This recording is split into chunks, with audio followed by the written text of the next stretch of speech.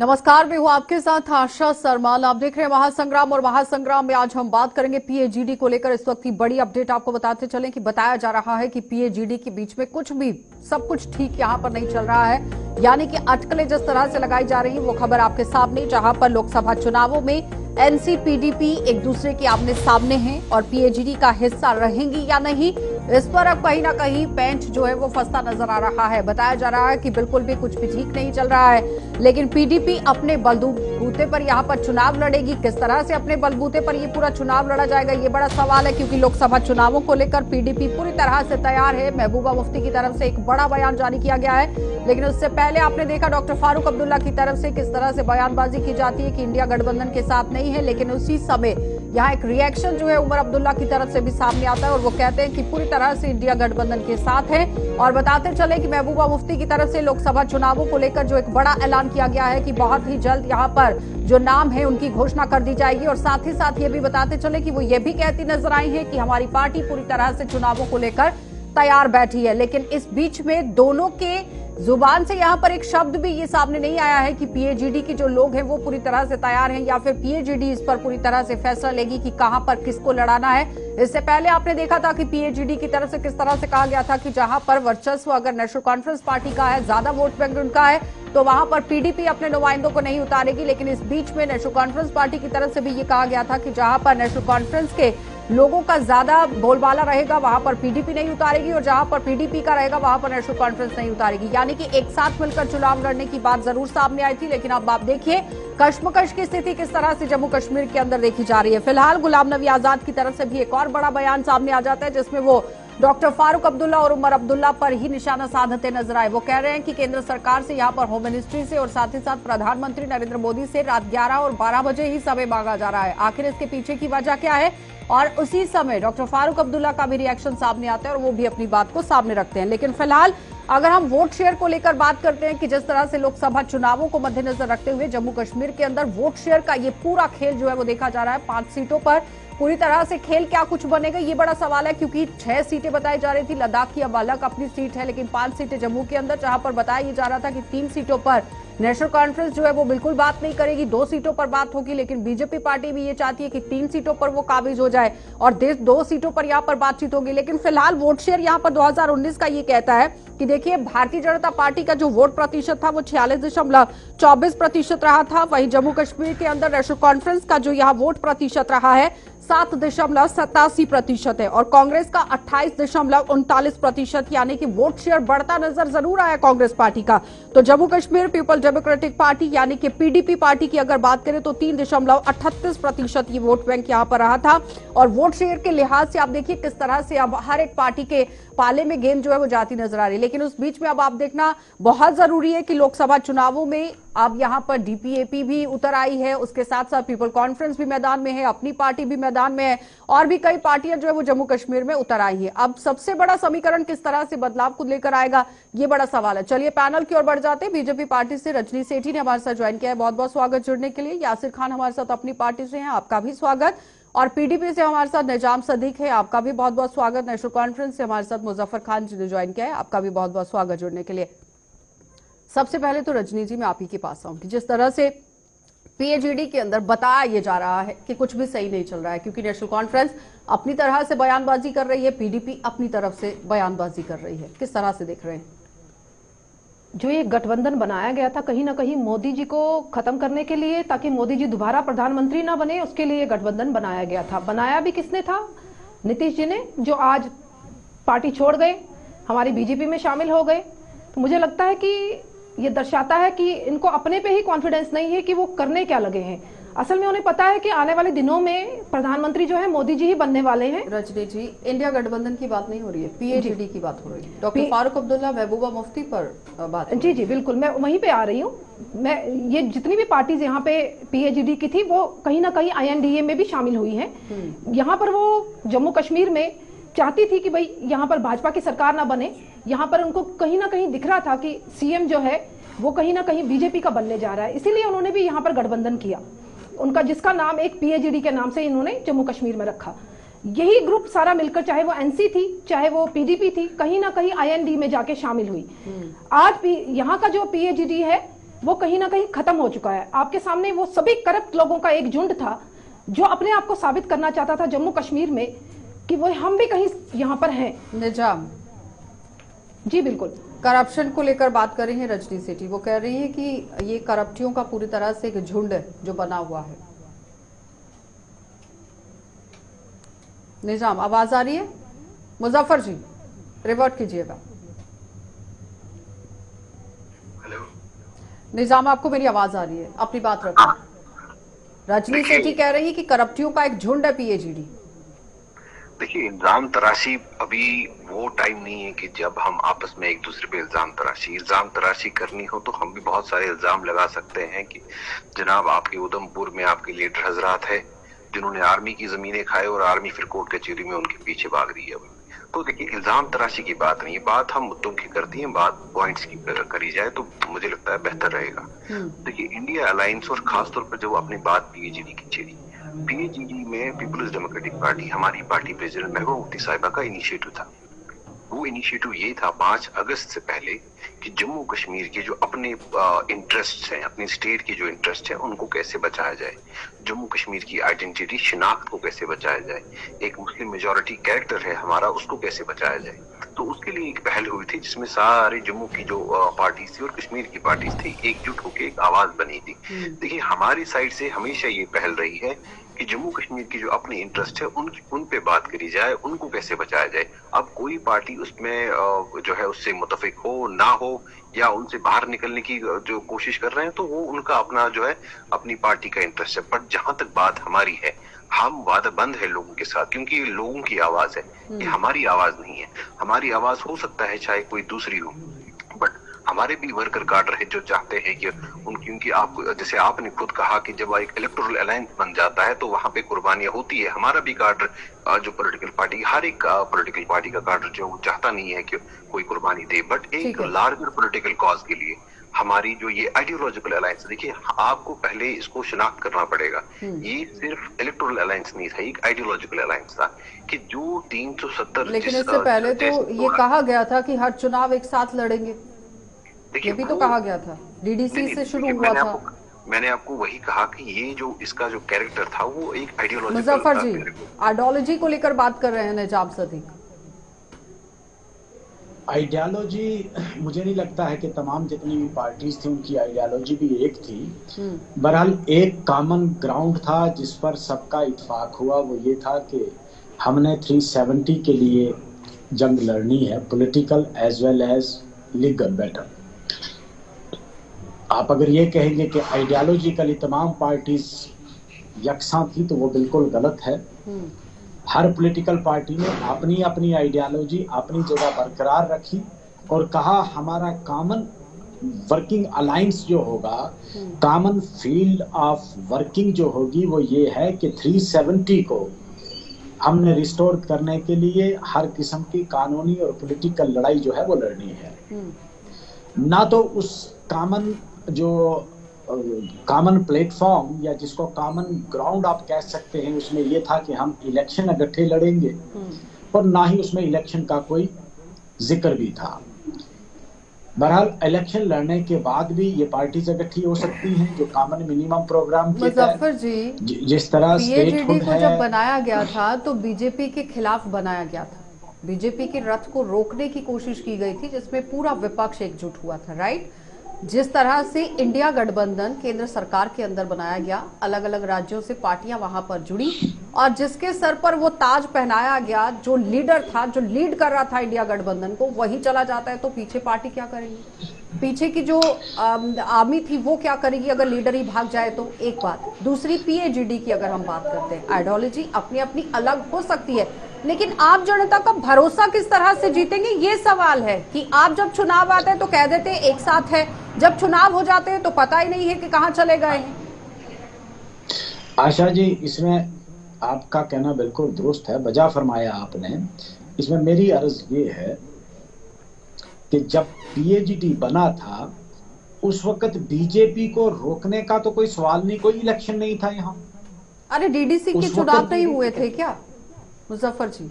नहीं, डीडीसी के चुनाव उसके बाद I want to comment Ashish ji, मैं PAGD में आ रही हूँ, अभी मेरे एक गेस्ट वेट कर रहे हैं, यासिर जी के पास भी जाना है मुझे, उसके बाद आती हूँ। बीजेपी को रोकने का तब मामला आता कि उस वक्त पार्लियामेंट या असेंबली इलेक्शन होते तो हम कह सकते थे कि ये एक अलायंस बना है। उस वक्त ना पार्लियामेंट के इलेक्शन थे ना असेंबली के इलेक्शन थे, और जो पंचायत के इलेक्शन डीडीसी के भी अनाउंस हुए वो बाद में हुए। तो मुजफ्फर जी, आपकी पार्टी पर तो ये भी आरोप लग रहा है कि रात को 11 बजे और 12 बजे का समय मांगा जा रहा है पीएम से मिलने के लिए और होम मिनिस्टर से मिलने के लिए। उसके पीछे की वजह जानना चाहती है जनता। गुलाम नबी आजाद का ये बयान है, वो कह रहे हैं कि क्यों, आखिर वजह क्या है? गुलाम नबी आजाद कहीं ऐसा तो नहीं है कि कोलिजन में जा रही है नेशनल कॉन्फ्रेंस? मेरी बात सुने, गुलाम नबी आजाद साहब PAGD के मेंबर ना पहले थे ना आज हैं। रहा सवाल जो उन्होंने एक एलिगेशन लगाया तो उसकी क्लैरिफिकेशन अभी मैं पढ़ रहा था। उन्होंने कहा कि भाई प्राइम मिनिस्टर को मिलना, आम आदमी को मिलना तो है नहीं, उसके लिए एक सिक्योरिटी की बुक है, जो विजिटर होगा उसका नाम होगा और उनके पास कोई सबूत है कि वाकई कोई सीक्रेट मीटिंग हुई है। ठीक है Muzaffar, they must bring it to the public domain. ठीक है, तो अभी उमर साहब ने कहा है कि मैं चैलेंज करता हूं कि अगर कोई ये साबित कर दे कि हमारी कोई सीक्रेट मीटिंग हुई है, ठीक, तो पता नहीं कैसे कहा आजाद साहब ने, मुझे उसकी समझ नहीं। वो तो पार्टी वालों ने अपने ट्विटर हैंडल पे उमर साहब ने कहा, अभी अपलोड किया है कि मैं चैलेंज करता हूं कि कोई ये बता दे कि हमारी कोई सीक्रेट मीटिंग हुई है या ठीक है मुजफ्फर जी। देखिए, जिस तरह से अभी PDP क्या कहना था कि हमारी आइडियोलॉजी सेम मिलती है, और मैं उनको याद कराता हूं कि जब PDP बनी थी वो नेशनल कॉन्फ्रेंस की आइडियोलॉजी के अगेंस्ट बनी थी। PDP का वजूद नेशनल कॉन्फ्रेंस की आइडियोलॉजी की बिल्कुल बरक्स था। अब जहां तक इन्होंने अलायंस इन्होंने ये किया था कि पब्लिक सेंटीमेंट्स ये कह रहे थे कि पब्लिक के सेंटीमेंट्स ये हैं कि जो स्पेशल हमारा स्टेटस जो गया है उसके मद्देनजर। लेकिन पॉलिटिकल जब बैटल की बात आई तो पॉलिटिकल बैटल में क्या हुआ कि पब्लिक ने PAGD को रिस्पांस नहीं किया उस मकसद की अगर बात करेंगे। और क्योंकि DDC का इलेक्शन हुआ, आप देखेंगे कि लोकल बॉडीज का इलेक्शन हुआ, PAGD के इन्होंने बाइकआउट भी किया, उसके बावजूद एक बहुत बड़ा टर्नआउट हुआ, लोगों ने पार्टिसिपेट किया, और इनकी कॉल पर PAGD की कॉल पर कोई भी बाहर नहीं आया, कोई भी पॉलिटिकल बैटल नहीं हुई, कोई लोगों ने सपोर्ट नहीं की, और ये ऑन पेपर है। और रहा दूसरा PAGD का लेकर, PAGD इंडिया अलायंस में आ चुकी थी और अभी भी है। लेकिन मैं इसलिए कहना चाहूंगा कि आप देखें कि राहुल गांधी जी जब आए यहाँ पर जम्मू कश्मीर में भारत जोड़ो यात्रा में आए, उस वक्त उमर साहब तो फारूक साहब उनके साथ साथ थे, मोहतरमा महबूबा जी भी उनके साथ साथ थी। तो उस वक्त ये था, क्योंकि एक अगर आप तारीख के हवाले से एक बात मैं कहना चाहूंगा कि कब कहाँ कोई पार्टनर बदल जाए कह नहीं सकते, क्योंकि हमने देखा है कि PDP ने अलायंस कांग्रेस के साथ भी किया है, BJP के साथ भी हुआ है। तो इसी तरह नेशनल कॉन्फ्रेंस आप देखें, जो शेख साहब थे, इंदिरा गांधी जी के साथ भी अकार्ड हुआ, फिर राजीव साहब का फारूक साहब के साथ भी अकार्ड हुआ, फिर उसके बाद आप देखें कि UPA में काफी टाइम रहा, बीच में NDA की गवर्नमेंट बनी, फिर नेशनल कॉन्फ्रेंस का उनके साथ अलायंस रहा, फिर PDP ने कांग्रेस के साथ अलायंस किया, फिर 14 में BJP के साथ अलायंस किया। तो ये लड़ाई जो है ये सिर्फ वेस्टेड इंटरेस्ट की लड़ाई है। यहाँ पर कोई आवाम से किसी को लेना देना नहीं है, कोई यहाँ पर कुछ नहीं चाहता है, और सिर्फ पावर की लड़ाई है। कुर्सी का है बस, किसी को किसी से कोई लेना देना नहीं है, आम जनता को किसी के साथ कोई मतलब नहीं है। और जाहिर तौर पर समझ तो तब आएगा जब, क्योंकि जनता जनार्दन है तो वो बहुत बेहतर तरीके से समझती कि कहाँ पर पाले बदले जा रहे हैं। निजाम, अच्छा देखिए, एक दो पॉइंट्स है। सबसे पहले जो अभी मेरे से पहले जो स्पीकर थे उन्होंने पंचायत का जो जिक्र किया, मैं आपकी व्यूअर्स की याद दहानी के लिए ये याद दिलाऊं कि जब पंचायत इलेक्शन हुए कश्मीर प्रोविंस में 61% ऐसे पंच और सरपंच थे जब इलेक्शन हुए जो वैकेंट हुए, और ऐसे लोग हजारों की तादाद में जो पंच और सरपंच थे, आई थिंक गालिबन 1800 के करीब कुछ ऐसे पंच सरपंच थे जो अनइलेक्टेड अपोज्ड हुए। तो एक डेमोक्रेसी तो वो तो सामने हो गया जब हम नेशनल कॉन्फ्रेंस और पीपल्स डेमोक्रेटिक पार्टी ने उस टाइम जो बॉयकॉट किया था। तो आप देखते हैं कि वो पंचायत का जो मयार है वो खुद गिर गया और लोग ऐसे तंग आ गए थे। चलिए वो करप्शन वो बात की स्टोरी है। जो मुजफ्फर साहब ने जो बात छेड़ी, देखिए हम वादाबंद है People's Alliance for Gupkar declaration के लिए। ये लोगों की एक आवाज है, ये लोगों की उमंग है, लोग चाहते हैं। लेकिन निजाम एक साथ आवाज नहीं उठ रही है ना, आवाज कभी उस कोने से आती है, कभी इस कोने से आती है, एक साथ आवाज नहीं है, मिले मिले सुर नहीं है, बदले बदले सुर हैं। देखिए हम अपनी सफ में खड़े हैं, बाकी जो कॉन्स्टिट्यूएंट एलिमेंट्स है पीएजीडी की ये जो जिम्मेदारी है उन पे आयद होती है कि वो अपने फराइज को अंजाम दे। हम वादाबंद है, हम सफ आ रहा है, हम अपनी सफों में खड़े हुए हैं और हम डट के मुकाबला करेंगे। और जम्मू कश्मीर की जो आवाज है हमने 2019 से जो कंटिन्यूसली हमारी पार्टी प्रेसिडेंट ने उठाई है, आगे भी उठाते रहेंगे और ये जंग है उसको हम लड़ेंगे। वो कह रहे हैं एक जंग है, इसे लड़ेंगे। बिल्कुल लड़ना भी चाहिए, पॉलिटिकल पार्टी है। मुझे लगता है कि मोदी जी का सामना करने के लिए लोग सब तैयारी कर रहे हैं और जो मिशन हम लोग लेके चल रहे थे 370 को खत्म करके जम्मू कश्मीर को एक नया जम्मू कश्मीर बनाएंगे, वो उसमें हम मकसद में पूरे भी हुए हैं। मुझे लगता है कि अब हमें इस तरफ बढ़ना चाहिए कि जम्मू कश्मीर को कैसे आगे ले जाएं, क्योंकि अब 370 वापस नहीं आएगा, ये तो अब हिस्ट्री बन चुका है। ये समझना बहुत जरूरी है हम सबके लिए। मोदी जी जम्मू कश्मीर को एक नया जम्मू कश्मीर बनाने की कोशिश कर रहे हैं। मुझे लगता है कि आप सब पार्टीज भी उसमें इन्वॉल्व होकर लोगों के बीच जा सकते हैं, क्योंकि लोगों के बीच आप लोगों का जो एक दायरा था वो कहीं ना कहीं खत्म हो चुका है। लोग आपकी असलियत जान चुके हैं, खासतौर से एनसी जो मेरे सामने है। आपके हर दिन नए नेता जो आपकी पार्टी के हैं वो हमारी पार्टी में शामिल हो रहे हैं। ये भी आपको मंथन करने की जरूरत है कि आपकी पार्टी में कुछ गलत चल रहा है, जिस कारण आपके दिग्गज नेता चाहे देवेंद्र राणा से लेके आपकी पुंछ की जो महिला नेत्री हैं वो शामिल हो चुकी हैं हमारी पार्टी में। मुजफ्फर जी जवाब दीजिए। जी, कहीं ना कहीं उनको आइडियोलॉजी बीजेपी की पसंद है, जिस कारण उनको लगता है कि आने वाले दिनों में जम्मू कश्मीर में भी सरकार अगर बनेगी तो वो भाजपा की बनेगी। इसकी चिंता आपको करने की जरूरत है। पीछे क्या हुआ मुजफ्फर जी जवाब दीजिए। ये आप लोग छोड़ दीजिए, मोदी जी उसकी चिंता कर रहे हैं। कोई हर्ज नहीं है, ख्वाब देखते रहो। यहाँ भाजपा की सरकार नहीं बन सकती है। रहा सवाल, आपने कहा हमारी पार्टी के लोगों ने वहाँ ज्वाइन किया है। जी बिल्कुल। शनाज गनई मोहतरमा जो है वो पिछले 5-6 साल से आप ही के साथ चल रही थी। उन्होंने तो वो तो पार्टी में रही नहीं, पिछले 4-5 सालों से वो आपके साथ ही चल रही है। देवेंद्र राणा जी तो आपके साथ थे ना। बुखारी साहब ने भी 2 साल पहले वर्चुअली उन्होंने ज्वाइन किया हुआ था आपको। वो सिर्फ वेट कर रहे थे कि किस दिन पहाड़ियों को शेड्यूल ट्राइब मिलेगा और मुझे मैं अपना वहां समझो फॉर्मल ज्वाइनिंग करूंगा। तो आपके साथ तो पहले से चल रहे थे। नया तो आपको ना कोई किसी ने ज्वाइन किया है नेशनल कॉन्फ्रेंस को छोड़ के, स्वाय देवेंद्र राणा साहब के। देवेंद्र राणा साहब के आपने कुछ मसाइल थे, उन्होंने किया। लेकिन और जो आपने कहा कि पार्टी को छोड़ के किसी ने ज्वाइन किया, तो अभी किसी ने नहीं ज्वाइन किया। लोकतंत्र है, कोई भी कहीं पर पहले से छोड़ा हुआ था। मैं एक चीज कहूंगा कि पीडीपी कह रही है कि हम जंग लड़ेंगे। मुझे जंग की इनकी समझ नहीं आ रही, कौन सी ये जंग लड़ेंगे। जब आपने अलायंस किया, आप नेची जिसके साथ पार्टनर जो आपका 2014 में जिसके साथ अलायंस किया, आपने उसको एंडोर्स किया उनके मैनिफेस्टो को। उनके मैनिफेस्टो में तब तो 370 था, 370 था, स्पेशल स्टेटस था। उस वक्त आपने हुकूमत बनाने के लिए, अपने चीफ मिनिस्टर की कुर्सी के लिए आपने ज्वाइन किया। और 2000 आप ही ने भारतीय जनता पार्टी को जम्मू कश्मीर में बैठाया, इनको बताया, और उसके बाद आपने इनका पूरी मदद की इनकी। फिर जब आपकी गवर्नमेंट गिर गई, जब आप लोगों के बीच में गए, उस वक्त आपने कहा जी हम आप क्या करेंगे, जंग लड़ेंगे। मुझे नहीं समझ आ रही कि पीडीपी कौन सी जंग लड़ रही है। मुझे तो एक ही चीज नजर आ रही है कि वो अपनी स्पेस ढूंढ रहे हैं कि हम किसी तरह कोई ना कोई सेंटीमेंट्स किसी तरह एक्सप्लॉइट करके हम कुर्सी तक पहुंचे। चलिए निजाम जवाब दीजिए। वो कह रहे हैं कौन सी जंग लड़ रहे हैं आप लोग? बीजेपी के साथ आप लोग रहे हैं और अब कौन सी जमीन तलाश रही है? निजाम आवाज आ रही है? सर जी, ये स्पीकर जो है ये कौन सी पार्टी से? जो अपनी पार्टी से यासिर खान है। अपनी पार्टी से? और किसी जमाने में आप ही की पार्टी में हुआ करते थे। जमाने में क्या, पहले तो आप ही की पार्टी में हुआ करते थे। तो इनके जो प्रेसिडेंट साहिब हैं उनको तो पूरा पता है अलायंस के बारे में, उनको ज्यादा पता है। क्योंकि पार्टी जिनकी तरफ से बनाई गई है वो भी आप ही के पार्टी के थे।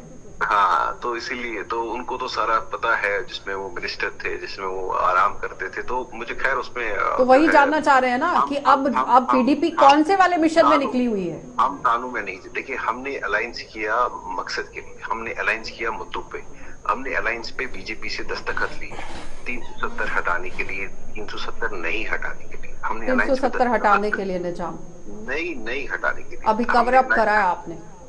नहीं, हमने एजेंडा ऑफ अलायंस साफ लिखा गया था मैनिफेस्टो के अंदर कि सबसे पहला काम जम्मू कश्मीर के अंदर 370 को हटाना, 35A को हटाना है। बट जो हमने एजेंडा ऑफ अलायंस में बीजेपी से दस्तखत ली है, उसके बाद चुनाव, उसके बाद राज्य का दर्जा और फिर यहाँ पर पीओजे के पाकिस्तान से बात होगी, हुर्रियत से बात होगी, 35A को नहीं छेड़ा जाएगा। जम्मू कश्मीर के पावर प्रोजेक्ट से वो वापस हो जाएंगे। अब इनकी नीयत क्या थी, वो अपनी उससे जो वादे से मुकरे, देखिए वो अलग चीज है, वो सियासत का पहलू वो है।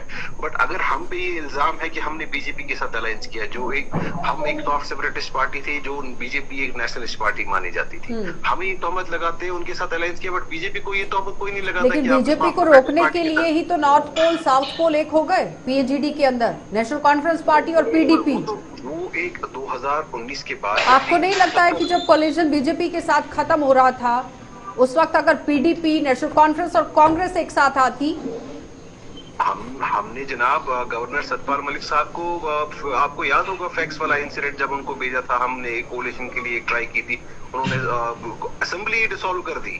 एक तो फैक्स मशीन तो बंद रही, जवाब दीजिए। उसके बाद तो लेकिन अब कौन से मिशन पर है पीडीपी, ये सवाल है। अब नेशनल कॉन्फ्रेंस कौन से मिशन पर है, ये सवाल है, क्योंकि जनता जानना चाहती है कि लोकसभा चुनावों के बीच में अब किन मुद्दों को लेकर आप लोग उतरेंगे, ये सवाल है। अच्छा जी, एक मिनट उसके बाद, अच्छा जी एक मिनट, देखिए हमने गवर्नमेंट की, हमने अब गवर्नमेंट अपने मुद्दों पे चलाई। हमने रमजान सीज फायर करना था, वो हमने करवा दिया। हमने 12,000 लड़कों की एमनिस्टी देनी थी, उनको एमनिस्टी दिलवा दी, ठीक है। हमने कैबिनेट सेक्रेटरी रैंक का इंटरलॉक्यूटर अपॉइंट करवाना था हुर्रियत के साथ बात करने के लिए, हमने वो करा। हमने पूरे इंडिया की पार्लियामेंट डेलीगेशन इंटरलॉक्यूटर को लेकर बात कर रहे हैं, हमने जो भी अपने एजेंडा थे, जवाब दीजिए निजाम की बात का। आसिफा वाला इंसिडेंट, ठीक है निजाम, अपना एजेंडा ठीक चलाया है निजाम, ठीक है अब जवाब ले लीजिए रजनी जी। पीडीपी के भाई मेरे सामने बात कर रहे हैं कि बीजेपी के साथ हमने 370 के ऊपर नहीं बात की। मुझे लगता है कि बीजेपी का मकसद 1953 से, जब से श्यामा प्रसाद मुखर्जी की शहादत हुई थी, तब से हम लोग जम्मू कश्मीर में 370 को खत्म करना है, उसी के ऊपर काम कर रहे थे। मुझे लगता है कि हमने कोई नया इशू आपके सामने नहीं रखा। पीडीपी और बीजेपी का अलायंस जम्मू कश्मीर की जनता को हित में रखकर रखा गया था। कहीं ना कहीं 25 एमएलए हमारे जीत के आए थे और आपके भी सेम ही थे, कुछ एक आधा ज्यादा था शायद। तो मुझे लगता है कि एक जम्मू कश्मीर की जनता चाहती थी कि यहाँ पर एक स्टेबल सरकार बने। आप लोगों का ये मंशा हमें तब दिखी जब आप लोगों ने सरकार में अलग अलग तरीके से काम करना शुरू किया, पत्थरबाजों को छूट देने की शुरुआत की। आपकी जो अध्यक्षा रही वो कहीं ना कहीं मिलिटेंट के सपोर्ट्स में आने शुरू हो गई। तो कहीं ना कहीं हमारे केंद्र नेतृत्व ने देखा कि इस तरीके से हमारी जो नेशनल आइडियोलॉजी है वो कहीं ना कहीं खत्म हो रही है। उसके लिए हम एक बड़ा सवाल उनकी तरफ से दाग दिया गया है, जवाब दीजिए। जी बिल्कुल, मैं पहले बात खत्म कर लूं। 370 के ऊपर आपकी अध्यक्षा ने बोला कि 370 को अगर छेड़ेंगे तो यहाँ कंधा देने वाला झंडे को कोई नहीं होगा। आज वही अध्यक्षा कुछ नहीं कर पा रही क्योंकि उनको पता है कि 370 एक अड़चन है हमारे जम्मू कश्मीर में। हम अपने एजेंडा पे बिल्कुल खड़े हैं।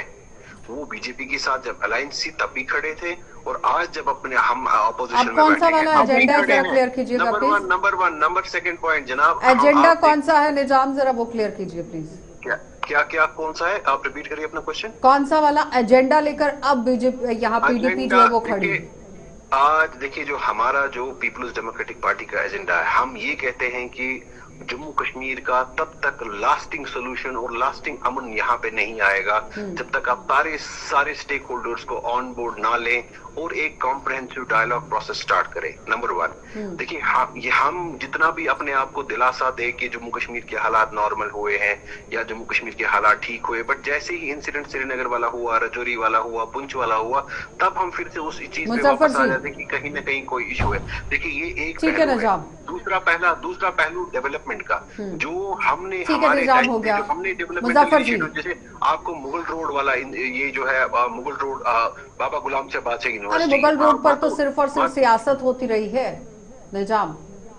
हर एक पार्टी वहाँ सियासी रोटियां सेकती रही है, काम नहीं हुआ। लेकिन अब यहाँ पर बताया गया है कि वहाँ पर पुल के साथ साथ आप देखिए टनल किस तरह से बन रहा है, बनेगा आने वाले समय में, क्योंकि राजौरी पुंछ के रास्ते का काम शुरू हो चुका।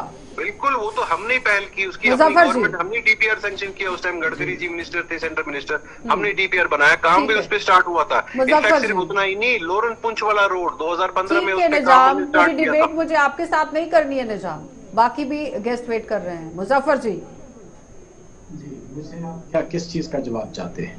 निजाम कह रहे हैं कि वो अपना एक एजेंडा लेकर आए हैं, तो नेशनल कॉन्फ्रेंस पार्टी भी रखना चाहती है कि कौन से एजेंडे पर काम कर रही है नेशनल कॉन्फ्रेंस पार्टी भी, क्योंकि चुनाव है, सरगर्मियां हैं।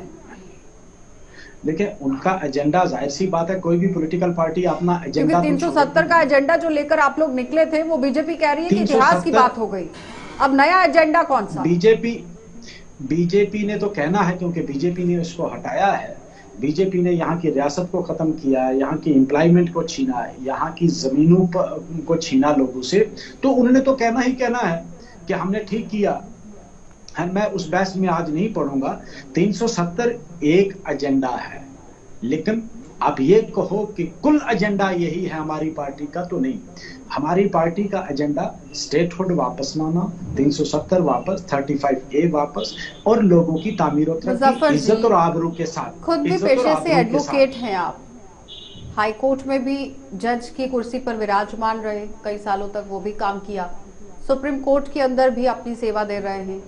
क्या लगता है 370 वापस आएगा या फिर जम्मू कश्मीर की जनता को एक बरगलाने की कोशिश हो रही है? 370 आशा 1950 में जवाब ना दीजिएगा, एज एडवोकेट जवाब दीजिए। एज एडवोकेट मैं आपको जवाब देता हूं। 1950 में 370 आया, उस वक्त ये जनता पार्टी थी, उन्होंने मुखालफत शुरू की। 70 साल लग गए उसको हटाने में।